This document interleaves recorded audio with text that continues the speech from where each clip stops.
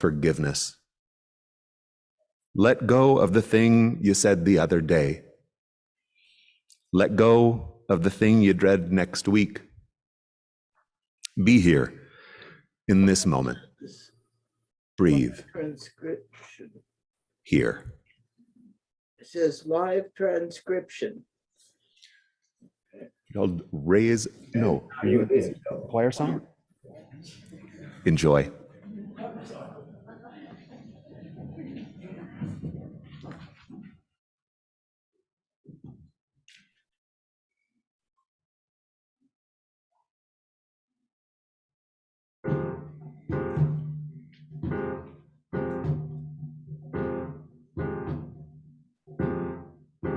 Weird. Courage calls to courage.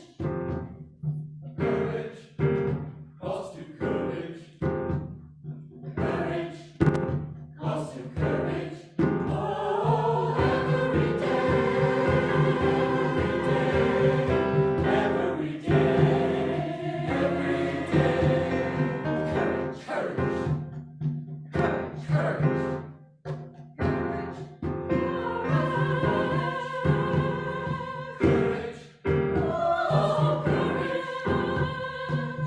That choir wrote.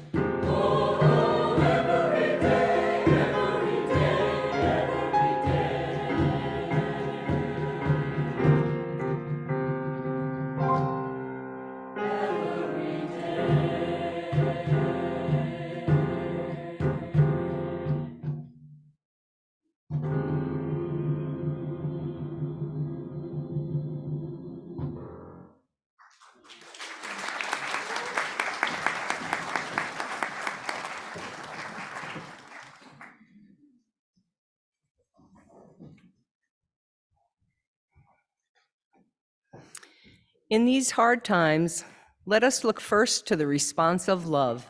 In the midst of challenge, may our chalice flame bear witness to the inherent worth and dignity of every human being. In the midst of uncertainty, may our chalice be a beacon of encouragement, that our values may guide our choices. Let us look first to the response of love.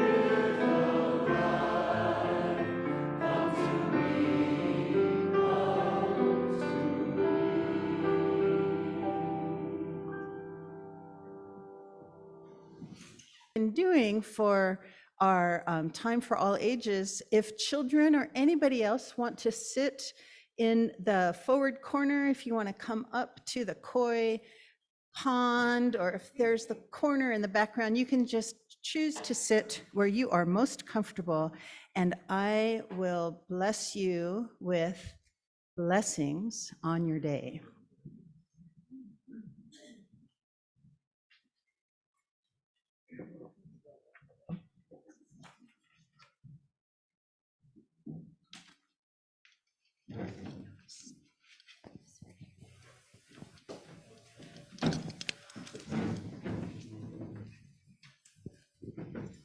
Hello, everyone.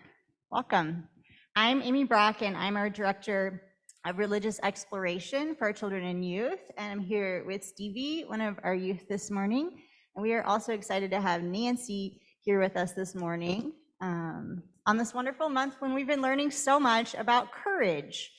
And we've been learning so many things about courage, and I've been so inspired by some of our conversations in RE that I thought some of our RE friends might be able to tell us a little bit about courage this morning. So we have some questions, but you don't have to have attended RE classes this month to be able to answer these questions, because we all learn about courage every day in our lives. So Stevie's going to ask some questions, but if you have an answer for these questions in your head, whether you're on our carpet or not, feel free to just shout out your answer after you share them.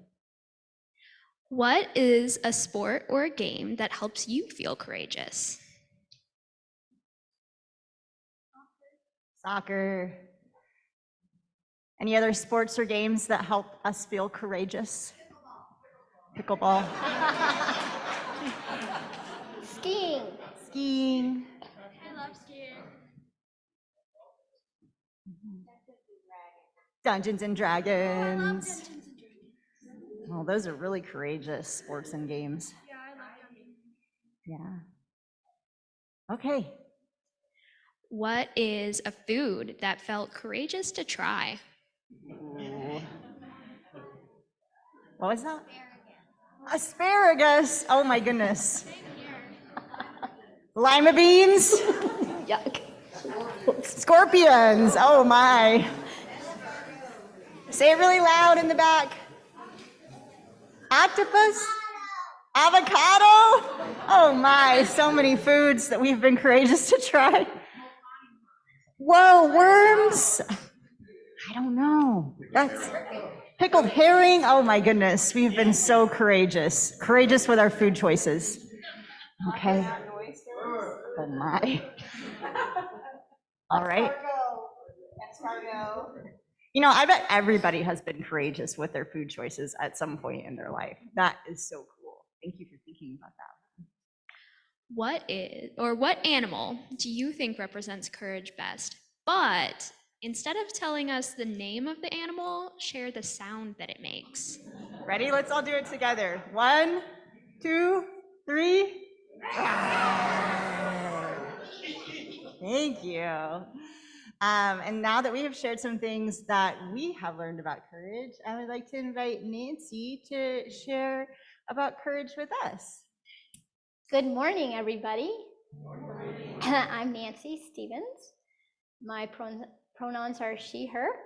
And I'm going to start with singing a song that I'm going to sing the whole thing to the adults in a little bit, but I'm going to sing you my favorite verse of this song, and maybe we'll chat about it afterwards. It's called What You Do With What You've Got by Sai Khan.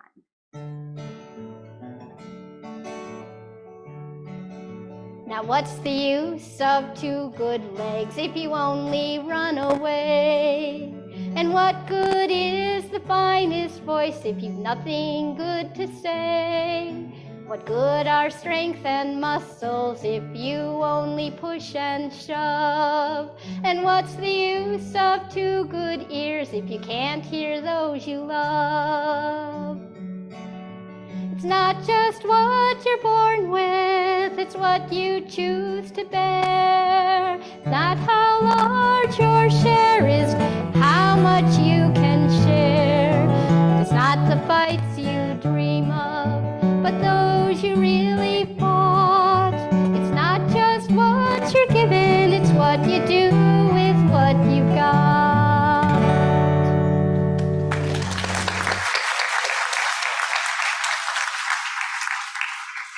Nancy, what do you think your favorite line of that song is?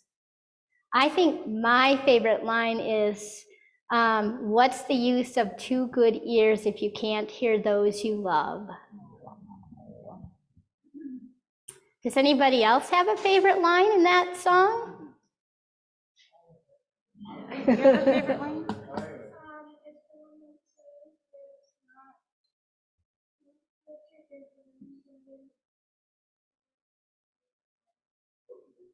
What you do with what you got. Yeah, it's not just what you're given, right? So if you have some gifts to share, which all of you do, right? All of you kiddos up here, can I hear a yeah? Yeah, okay, good. Because if you raise your hand, I think most of you know that I can't see you, right? So it's like if you close your eyes, that's what I see. Nothing. So Amy might not today, but maybe sometime. I'm going to be showing a video. I have been lucky enough to be a cross-country ski racer and a bike racer, did triathlon. So I did a lot of fun things that take courage. And the reason I could do them is because I had lots of support to do that. And so can you think of anybody that supports you to have courage? Anybody think of somebody? Moms. Moms, good, yeah. And dads.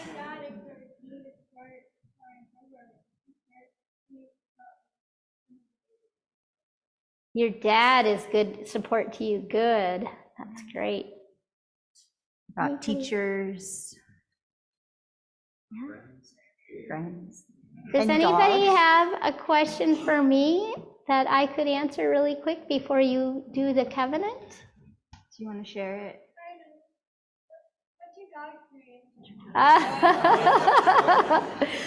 I want to tell you guys a fun story about this girl. This is Winnipeg.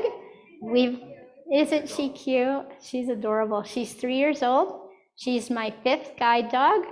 And a week ago, I have a new job, and I was learning my way to the bus stop and back.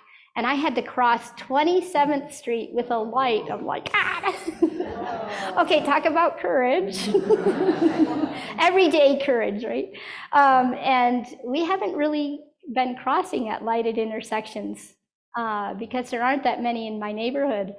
And we did so well. And she is just awesome. She remembered everything we learned in class. And so we can get to the bus stop and back.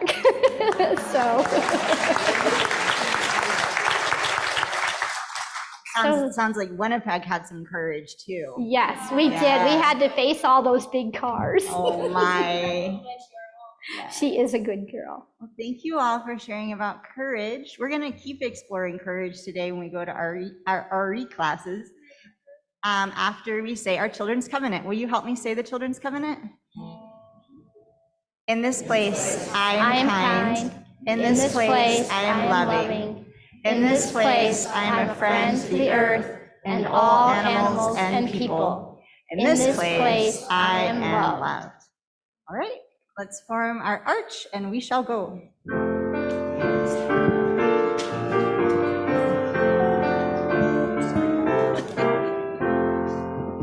As you go, rejoice.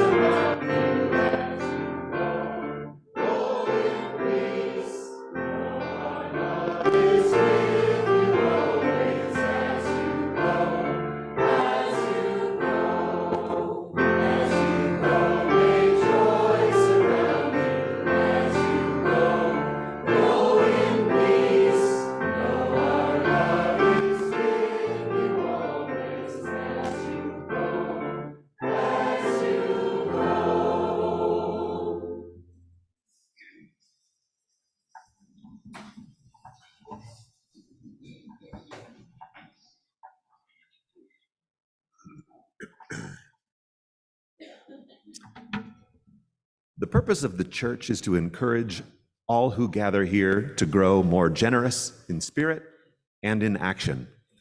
This is the great end of all the world's faith traditions. to bring the human being closer to the divine acts of creation and compassion. We now take an offering that allows us to exercise that all-important generosity of spirit, an offering that will support this church and its many ministries. The gifts of the congregation will be most gratefully received.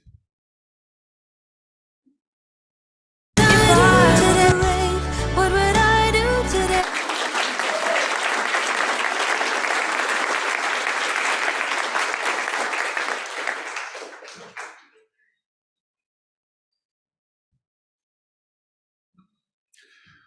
We now enter a time of sharing our joys and sorrows in community.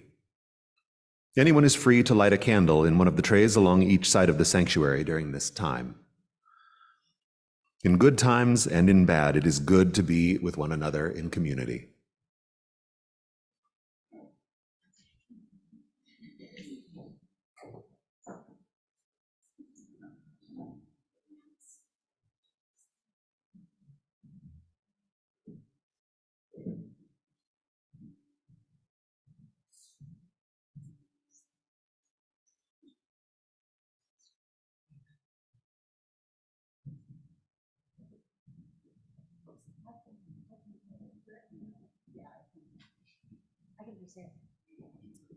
Yes, I wrote a joy that was delivered by email from Megan Hooker. Hi, Megan, if you're watching.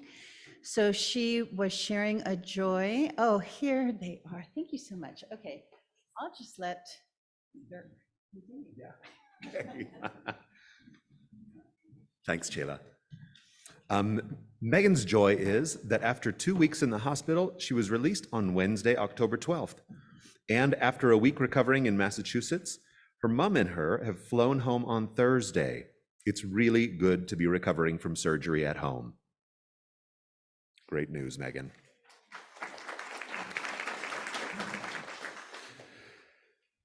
From Liz Doherty, as winter sets in here, let's keep in our hearts the people of Ukraine as they face loss of heat and continued war. And from Becky Dabrowski, this past week is the 12th anniversary of Jim's cranial tumor removal. I and many more are thankful for his continued health and presence. Indeed, Becky. Congratulations, Jim.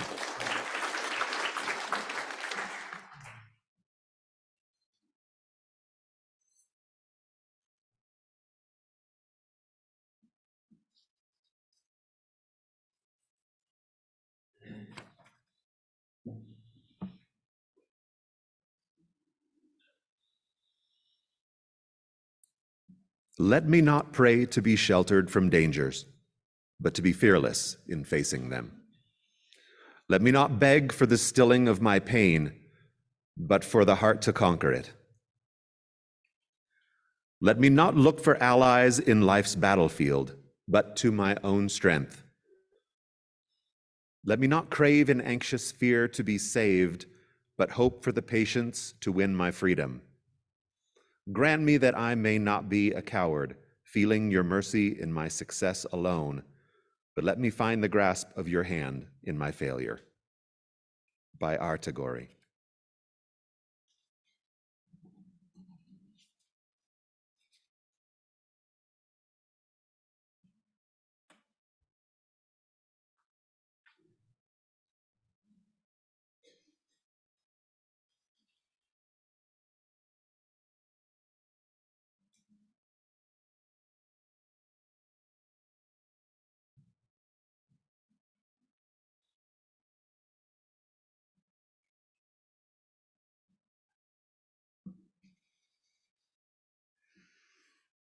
There are as many thoughts about courage as there are people.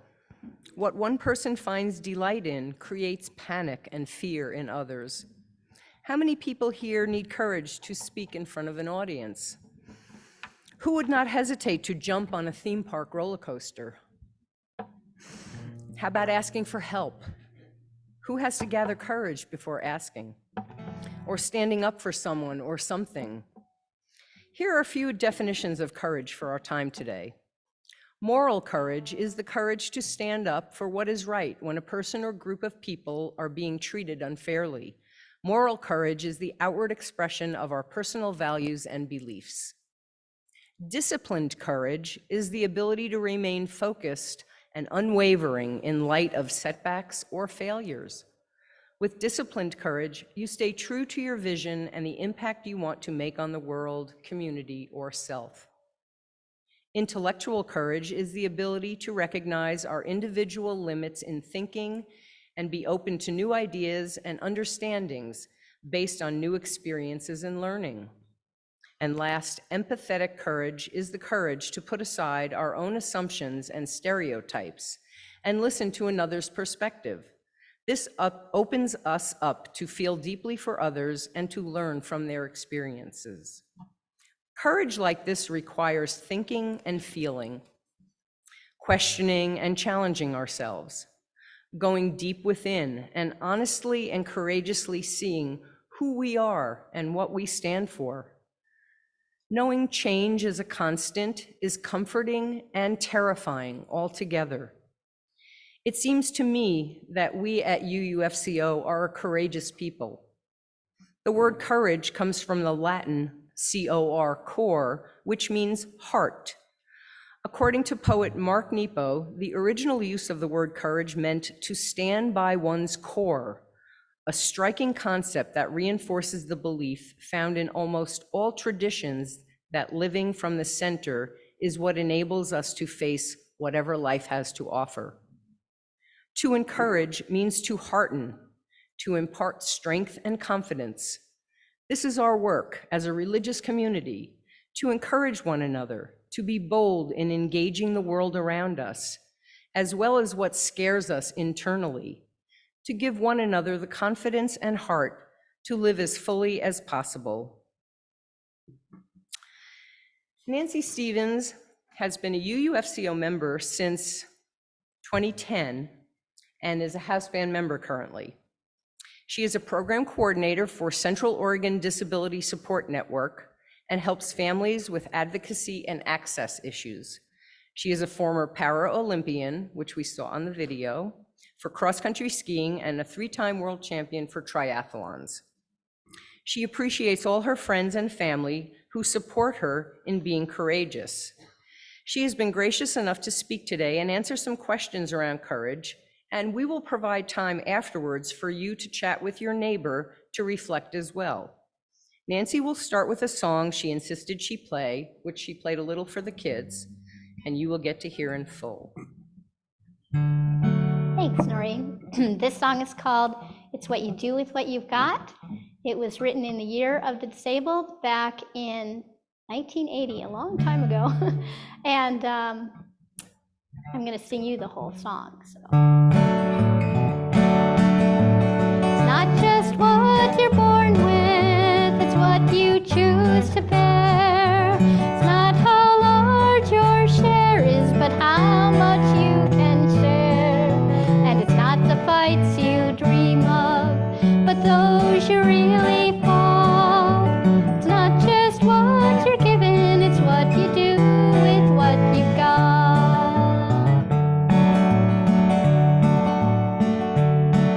Now we all know someone like him, tall and strong and lean, a body like a greyhound and a mind so sharp and keen, but a heart just like a laurel root, all twisted on itself, till almost everything he did brought pain to someone else. It's not just what you're born with, it's what you choose to bear. It's not how large your share is, but how much you can share. It's not the fights you dream of, but those you really fought. It's not just what you're given, it's what you do with what you've got. Now what's the use of 2 good legs if you only run away? And what good is the finest voice if you've nothing good to say? What good are strength and muscles if you only push and shove? And what's the use of 2 good ears if you can't hear those you love?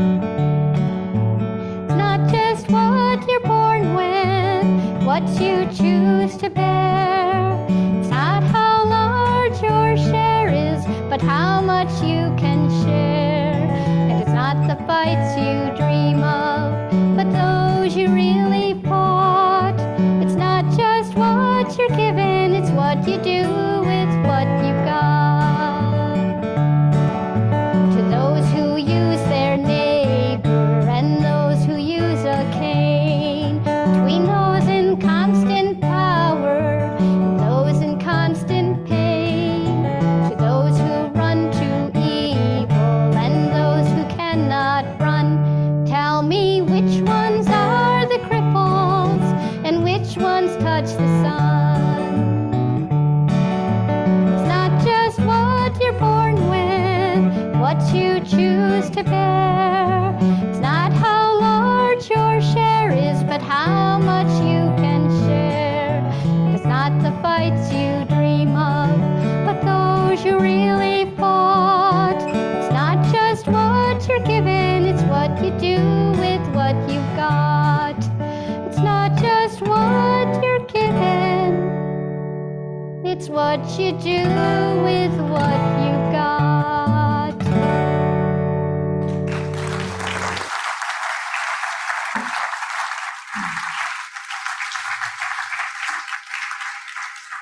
Thank you.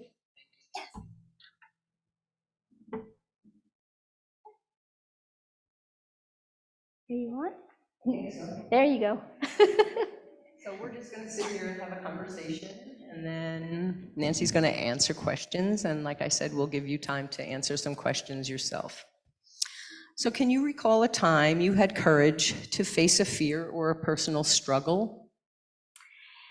Yes, so one of my earliest memories was when I was in about 4th grade, 9 years old. I was a shrimpy little kid, and a teacher, I went to a school that half of the school was for kids with disabilities, so I was in a resource room with 3 other students who were blind. There were 4 of us, and then all of us spent most of our day in a regular public school classroom. And my teacher at that time in the regular public school classroom told my parents in front of me that I was worth 5 extra students in her class, and she really didn't want me there. And my teacher told me it was time to go to Miss Anderson's class, and I started to cry, and I was just like, I really don't want to go there. She makes me stand in the corner. Whenever my Braille writer would ring, she would say, "You're interrupting the class," and she would make me go stand in the corner. And I didn't know what to do about it. I was scared. And so my teacher in the resource room class, who I'm still in touch with today, believe it or not, she asked me if I would tell the principal of this public school, whose name was, believe it or not, Dr. Doolittle. Great guy, great man. And I was like, me go talk to the principal? And so with her support, I did go tell him what was happening in the class. And the next semester, they moved me to the other 4th grade class, who that teacher loved having me in his class and encouraged my interaction with all the students. So that was that was a really scary but educational moment for me, even though I didn't realize it at the time. Absolutely. Did it give you confidence to continue being courageous? Yes. So years later, when I was at Kalamazoo College, the director of foreign study didn't want me to go overseas, and my parents went with me to talk to the president of the college to say, hey, I signed up to go to this college because of foreign study. And it took him from September, when I first started meeting with him, till June, right before I was supposed to leave, to say yes. But I did get to go on foreign study. And he said to me, the director said to me, well, I'm not going to let you travel when you're over there. And I said, and are you going to stop me? And he said, well, no. I said, that's good, because I already bought my Eurail pass. Just try and yes. stop you. So yes, it did give me a lot of confidence. How about for people closer to you, like family? Yeah, so I feel really fortunate that my parents, when they first found out I was blind, they had the courage to not send me to the school for the blind, which is what, most of the educators were telling them, doctors, and oh, send her to the school for the blind. And they kept me at home, and so that I could grow up with my 6 siblings. And their question to me whenever I would say I want to bike to school or climb the tree in the backyard or whatever it was, it's not like, okay, you can't do that. It was, how are we going to make this happen? And so, we did a lot of brainstorming because there weren't a lot of organizations like Oregon Adaptive Sports or, other organizations. So we had to make it up as we went along. And the teacher who went with me to the principal's office didn't make me do it alone. She was there with me. And so sometimes we need each other, in a moment, I think, when we want to be courageous and stand up for something. And that's why I think, all our social justice groups here are so important, because we have each other to lean on a little bit when we do get discouraged. Are there any things that you want to talk about with courage outside of your blindness? Yes, so when I was 30, I was going to participate in gay games in New York City. And what used to happen to me often was I would do a news interview or something, and my relatives would call my parents and say, hey, I saw your daughter on TV. And I would forget, oh, I should tell them that was going to happen. Well, I was a little worried that if I went to gay games, and being probably the only blind athlete there, that I might get interviewed. And so I thought I better tell my parents that I was going to gay games. So I had a lot of support from PFLAG. And for those who don't know PFLAG, it's Parents and Friends of Lesbians and Gays. And we had a very active chapter in Frisco, Colorado, where I was living at the time. And Frisco's a town of about 2,000. So it's a very small town. And these parents, again, they were very courageous to start this chapter, I think, and very supportive of all of us. And so they encouraged me to call and just gave me a lot of, hey, how you doing? They'd call me and check in. And so I finally called my parents and I told them that I was lesbian, and they didn't talk to me for about 3 months. It was very difficult. And when it was my mom's birthday, one of the members of PFLAG said, it is your mom's birthday, you should call her. Even though, and it wasn't a real warm call, I have to say, it was a little. And then it was their anniversary, and I called again. He said, keep calling, don't give up, keep calling.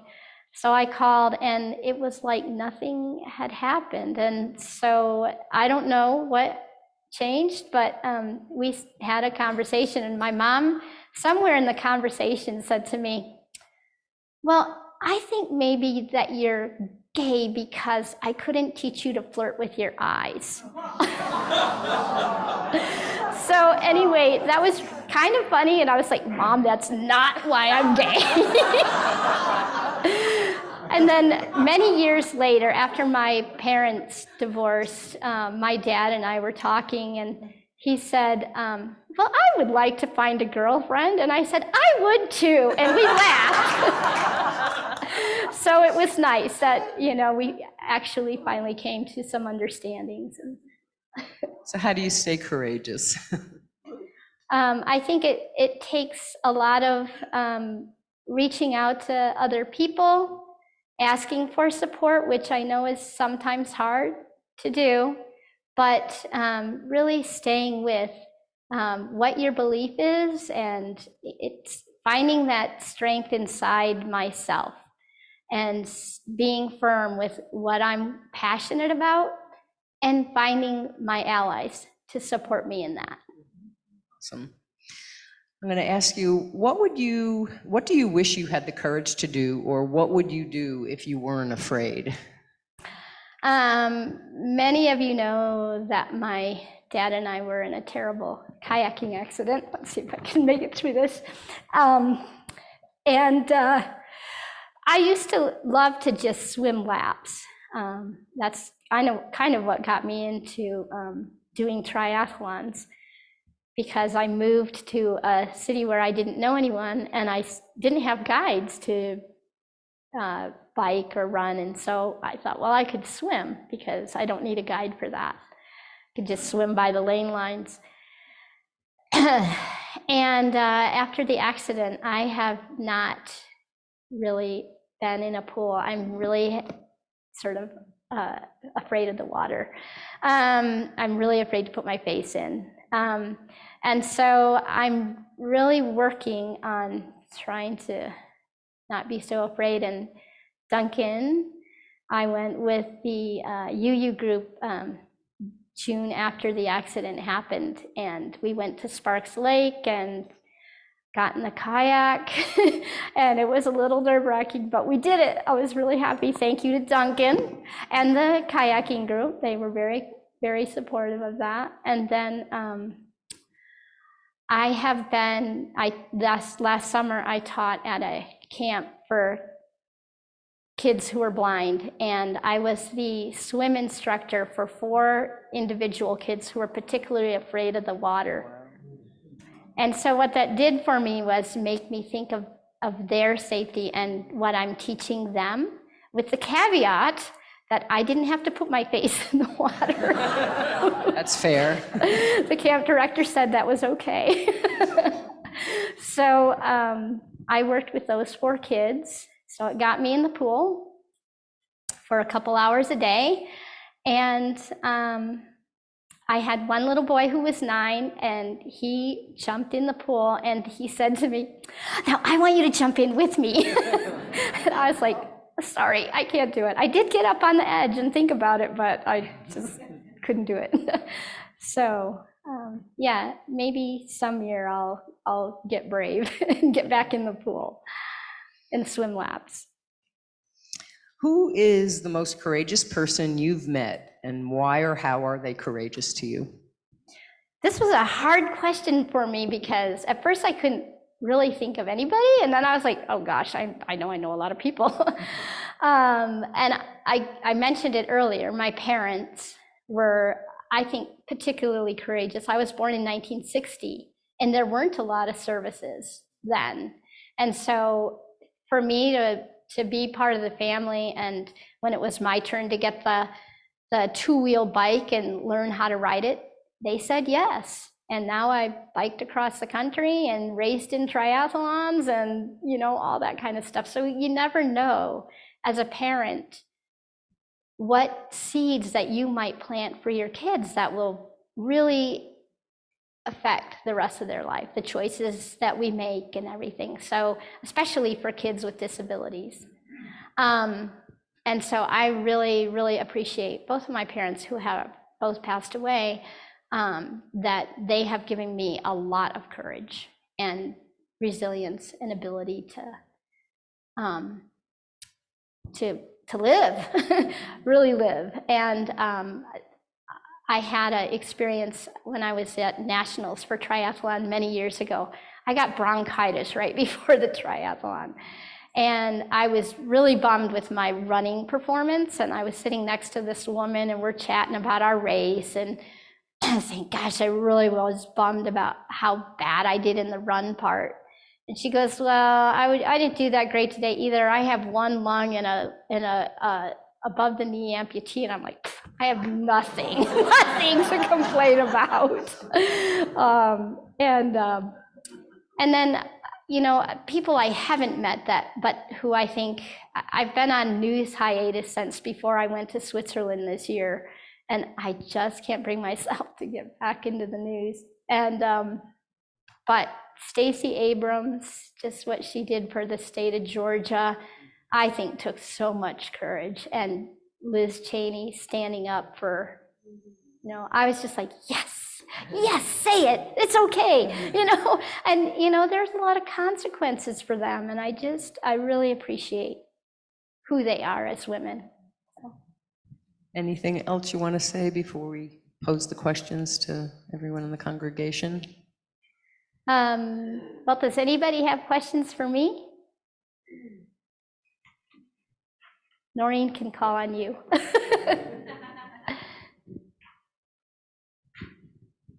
Because you're such a teacher for people all over the community that you touch, what was the explanation you gave the little boy when you wouldn't jump in the water with him? I'm sorry, I can't hear what you're saying. She wanted to know the explanation you gave to the boy when you were camping, that you wouldn't jump in the water with him. Oh, luckily for me, his counselor was with him as well. And I had told each child individually that I was overcoming some fear of the water. And I didn't tell them what happened. I just said I had been in an accident and I was still overcoming fear of the water. And so I wasn't, I didn't give them all the details, but yeah. I did tell them. And I think it helped us bond. I had one teenager that I was working with, and a year ago, they couldn't get her to stay in the water. And for whatever reason, she loved swimming with me, and we would just sing our little hearts out while we're swimming down the lane line and I'm hanging onto the wall. And so I think we just really bonded. One thing that we did do, she and I did, is I was teaching her to tread water, and we went to a little bit deep, not all the way to the deep end, but where neither of us could touch. And I said, do you want to try treading water for 20 seconds without touching the wall? And she said, I will if you will.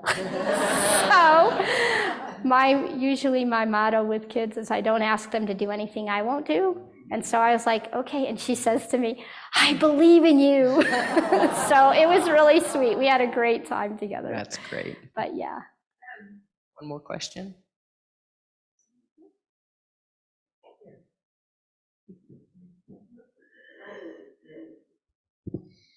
So Nancy, you've shared a lot with us about your athletic activities and prowess, but you haven't shared with us how you got into music and the courage it takes to be up in front and playing and singing. So would you share some of your musical stories with us? Oh, thank you, Mark.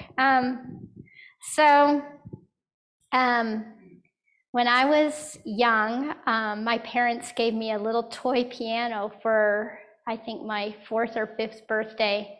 And it was little down here, and it had a little bench with it. And I would hear something on the radio, and I'd sit down and play it. And my parents were like, wow, how did you figure that out? I don't know, I just heard it. And so our next door neighbors at the time had a piano that they gave to us. And my mom found a piano teacher and got, I think 4 of us took piano lessons. But I didn't like the piano when it was that big. And I went to Catholic school starting in 6th grade, and we had all school mass. And so I started singing with the band for all school mass. And I wanted to play guitar because I'll tell you, back then I had a crush on Joe Badalamenti. Anyway, I would just had this little crush on this boy, and I wanted to play guitar like him. And my mom said the guitar was a boy's instrument. And so my brother had the guitar, and whenever the family was gone, I would take it. And I figured out that if I took my piano lessons and learned the music theory, that I could teach myself the guitar. So I was teaching myself the guitar, and my mom walked in on me and said, what are you doing? I said, I'm playing the guitar. And she's like, why? I want to hear that. And I said, okay. So I played her a song. She goes, I guess you can play the guitar. A little late to stop you. So then all the way through high school, I played for guitar mass every Saturday. Went from there. I was a music education major in college, and I love teaching, so that's another thing I love to teach. And Thanks. Leora said there's one on Zoom? No? Yes?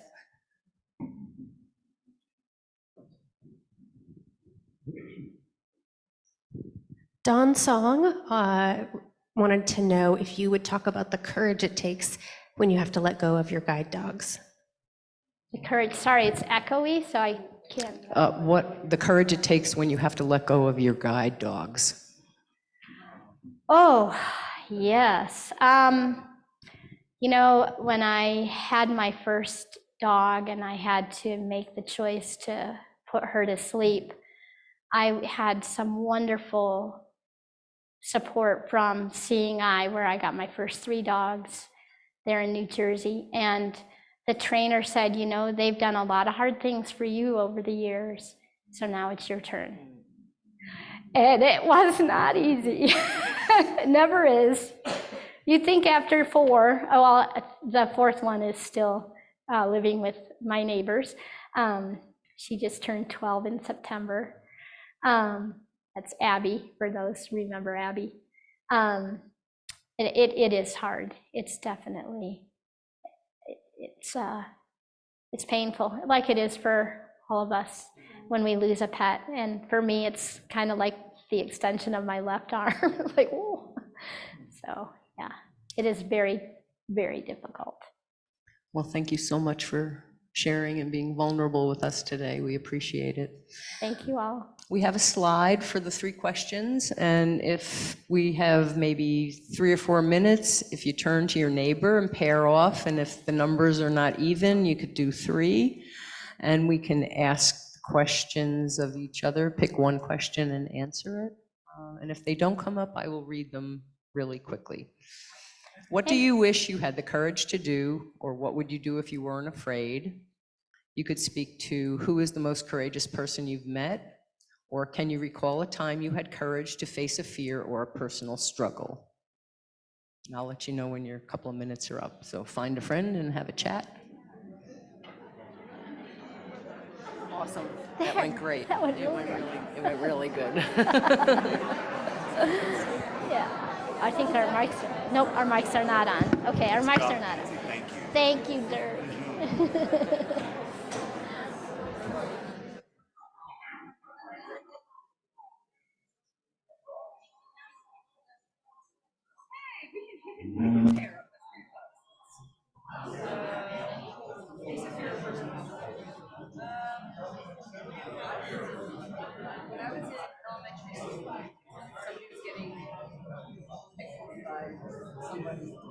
And I stood up for the person, and they challenged me to a fight, and I'm not a fighter. I'm not a fighter at all. But I showed up to the fight, and they didn't have to fight.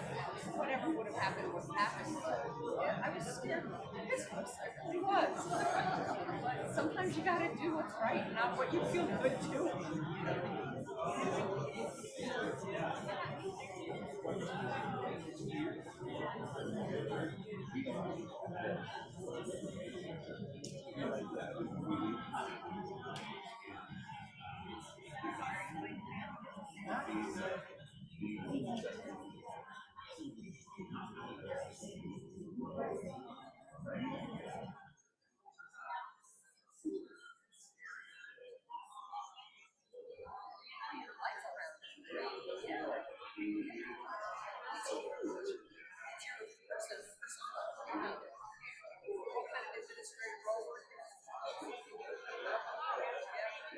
That's a tough grade.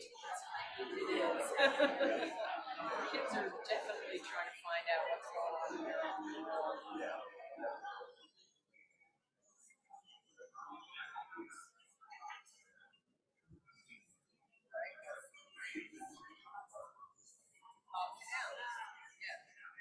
And now you're teaching again. Right.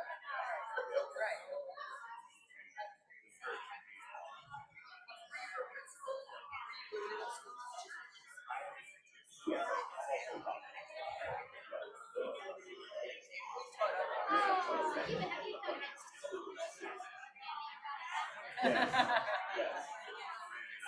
quite amazing, especially male as rare as rare.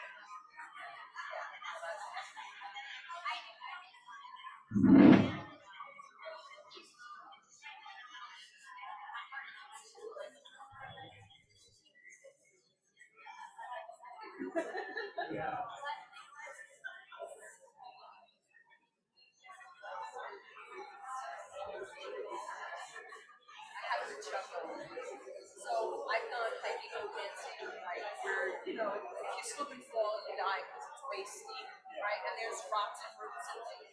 So I get to like hold Nancy, Nancy's holding her dog, and we're on narrow paths walking through woods and forests and steep rocks. And so Nancy doesn't encourage when she hikes, but people like me do when we hike with her because I'm like, oh, I can't believe it. Wait, slow down. Wait a minute, wait a minute. So if you have the chance, go hiking with Nancy.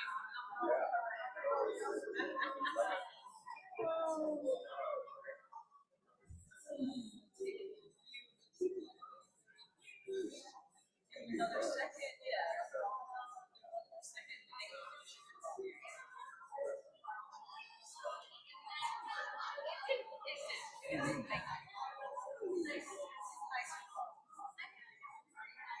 Me too, the music.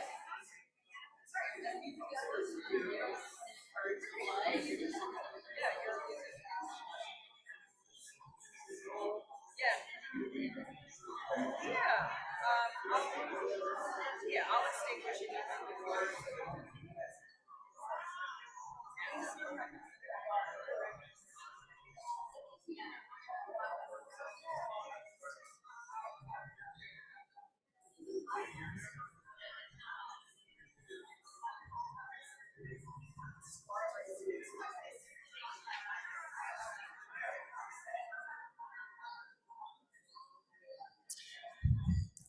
Thank you so much for taking the time to talk with each other and finish your conversation at coffee hour. We're going to finish the service now.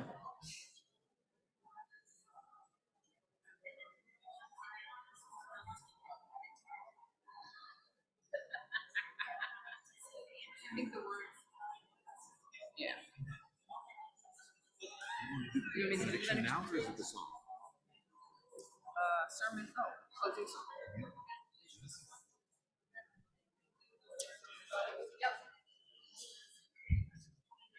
This is for everybody.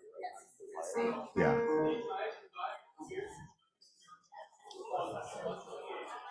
The closing hymn, number 128, For All That Is Our Life.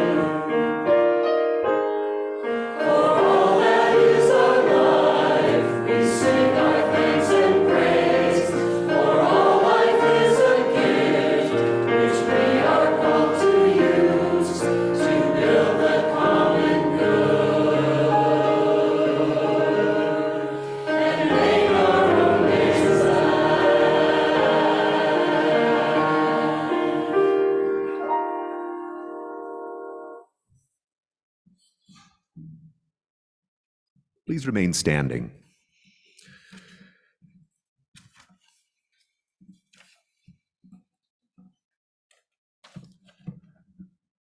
For love is the spirit of this fellowship. This is its law. This is our covenant, to dwell together in peace, to seek the truth in love, and to help one another.